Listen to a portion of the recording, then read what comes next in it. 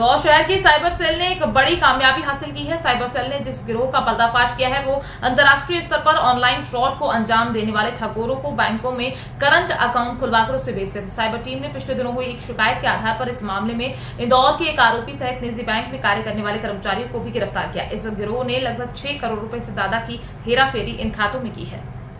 दरअसल पिछले दिनों साइबर सेल टीम को एक गढ़वाल एजेंसी के व्यापारी ने शिकायत की थी कि उसके साथ ऑनलाइन 85 लाख रुपए की ठगी हुई है। Cyber cell SP Jitendra Singh के अनुसार उनकी टीम के डीएसपी रघुवंशी और एसआई अंजू ने शिकायत के आधार पर जांच शुरू की।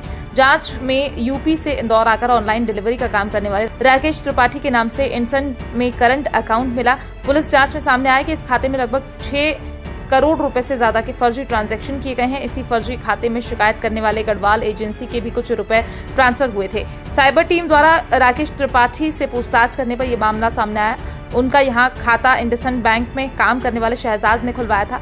साइबर पुलिस ने शहबाज को गिरफ्तार किया जो सियागंज ब्रांच के इंडसइंड बैंक में बिजनेस डेवलपमेंट के पद पर काम करता है। शहबाज ने बताया कि वो राकेश जैसे जरूरतमंद लोगों को रुपयों का लालच देकर उनके करंट अकाउंट खुलवाकर उन्हें ऑनलाइन फ्रॉड करने वालों को बेच देता है। साइबर टीम ने अपनी जांच में इस तरह के 35 खातों को फ्रीज किया है जिसमें ऑनलाइन ठगी के पैसों का ट्रांसफर किया जाता था। साइबर सेल के एसपी जितेंद्र सिंह ने बताया कि इस मामले में सबसे बड़ा खुलासा ये हुआ है कि इस तरह के मामलों में आजकल निजी बैंकों के कर्मचारी भी शामिल हो गए। शहबाज और उसके अन्य साथियों ने मिलकर एक करंट अकाउंट को 12 लाख में दुबई के ऑनलाइन ठग करने वाले गिरोह को बेचा था। देखिए, विगत दिनों राज्य साइबर सेल इंदौर इकाई में फरियादी ने शिकायत दर्ज कराई थी कि इन्वेस्टमेंट के नाम से उसको एक ऐप डाउनलोड कराया गया और लगभग 85 लाख रुपए की उससे ठगी की गई। इसी प्रकरण में एफआईआर दर्ज करने के पश्चात जब विवेचना प्रारंभ की गई तो यह पाया गया कि उसकी अंश राशि इंदौर में एक निजी बैंक के खाते में भी गई है। इसको जब आगे और पड़ताल की गई तो पाया गया कि एक आरके एंटरप्राइजेज नाम का खाता खुलवाया गया। देखिए, उसमें 6 करोड़ 18 लाख रुपए आए हैं और पुलिस ने उसको खाते को फ्रीज कराया है। इसी तरह के अन्य खातों का भी इस्तेमाल किया गया है जिनको फ्रीज कराया गया है और रिकवरी की प्रक्रिया जारी है। इंदौर के सराफा थाना क्षेत्र में पिछले दिनों एक ज्वेलर्स की दुकान पर बुर्का गैंग की 2 महिलाओं द्वारा 15 लाख रुपए की सोने की अंगूठी चोरी कर ली गई थी। जहां सराफा पुलिस द्वारा 600 सीसीटीवी कैमरों की मदद से मालेगांव से 2 महिला सहित एक पुरुष को सोने की अंगूठी के साथ गिरफ्तार करने में सफलता हासिल की है। दरअसल फरियादी द्वारा सराफा थाने में रिपोर्ट की गई थी कि मेरी दुकान से 2 अज्ञात महिला मुंह पर मास्क लगाए हुए थी जो दुकान से सोना चोरी करके ले गई।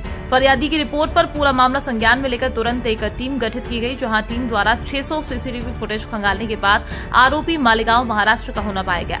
पुलिस टीम गठित कर मालेगांव भेजी गई जहां पर साइबर तकनीकी और बुकबीर द्वारा बताए गए हुलिये पर महिला दिखी जिनको पुलिस टीम द्वारा पकड़ा गया, जिससे उनका नाम पूछने पर अपना नाम सईदा अंसारी, साहिदा अंसारी और राजेश जाधव को गिरफ्तार कर आरोपी के कब्जे से चोरी गए सोने की अंगूठियां जिसकी कीमत 15 लाख रुपए जब्त की गई। बहरहाल बुर्का गैंग ने इंदौर ही नहीं कई अन्य राज्यों में भी चोरी की घटनाओं को अंजाम दे चुके हैं। लगभग 15 लाख का मसरूका इसमें बरामद हो गया और लगभग 8 से 10 लाख की गाड़ी भी हमने इसमें जब्त की है।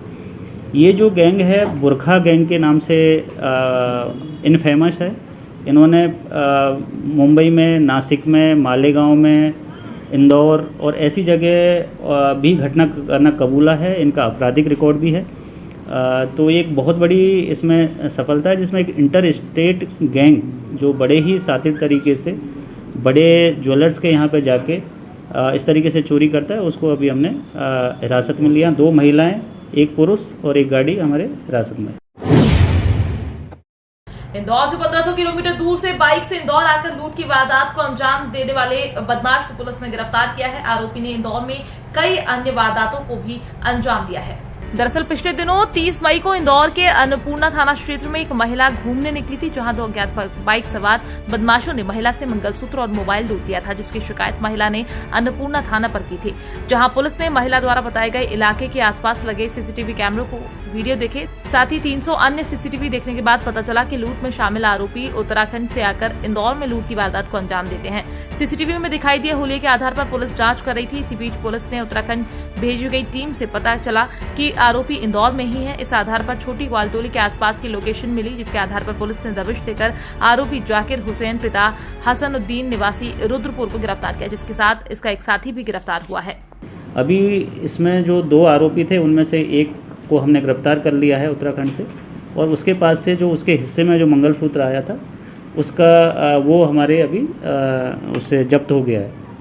दूसरे आरोपी के लिए टीम लगी हुई है और उम्मीद है उसको भी बहुत जल्दी वहाँ पे गिरफ्तार कर लिया जाएगा। लोकल पुलिस की इसमें बड़ी अच्छी, हमारे वहाँ उत्तराखंड पुलिस की सराहनीय भूमिका रही थी और हमारे यहाँ से जो सब इंस्पेक्टर सौरभ कुशवाहा गए थे उन्होंने भी इसमें अच्छी मेहनत की है।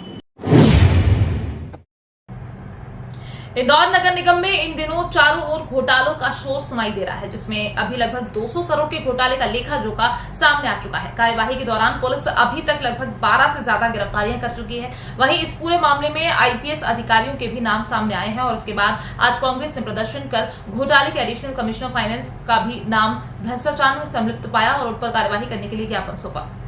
इंदौर नगर निगम में घोटाले के तार लगातार बड़े बड़े अधिकारियों से जोड़ते हुए नजर आ रहे हैं। कुछ समय पहले पूर्व में 2 आईपीएस अफसर के नाम भी इस पूरे मामले में संलिप्त होते दिखे थे और आज कांग्रेस ने एक बड़ा प्रदर्शन करते हुए additional commissioner finance Virbhadra Sharma का भी नाम पूरे मामले में जोड़ने की बात कही और साथ ही ज्ञापन सौंपकर एडिशनल कमिश्नर फाइनेंस पर कार्यवाही करने की बात कही। बता दें, पूरे मामले में कार्यवाही लगातार जारी है। नगर निगम में हुए घोटाले में लगभग 1 दर्जन लोगों की गिरफ्तारी हो चुकी है और घोटाले के मास्टरमाइंड बताने वाले अभय राठौर को भी पुलिस ने गिरफ्तार कर रखा है। वहीं पुलिस ने बताया कि इस पूरे मामले में पूरी तरह कार्यवाही की जा रही है और बताए गए एडिशनल कमिश्नर ऑफ कॉमर्स की भी संलिप्तता पाई जाएगी तो उन पर भी कार्यवाही की जाएगी। शहर कांग्रेस कमेटी के कुछ पदाधिकारियों के द्वारा ज्ञापन दिया गया है, उसमें ऑडिट के कोई सीनियर ऑफिसर है वीरभद्र शर्मा, उनके खिलाफ एक ज्ञापन दिया गया है और उसको बाकायदे जो भी तथ्य दिए गए हैं और विवेचना में शामिल किया जाएगा। जो भी तथ्य सामने आएंगे उसके मुताबिक अग्रिम वैधानिक कार्रवाइयाँ की जाएंगी, ये उनको इंश्योर किया गया है। किसी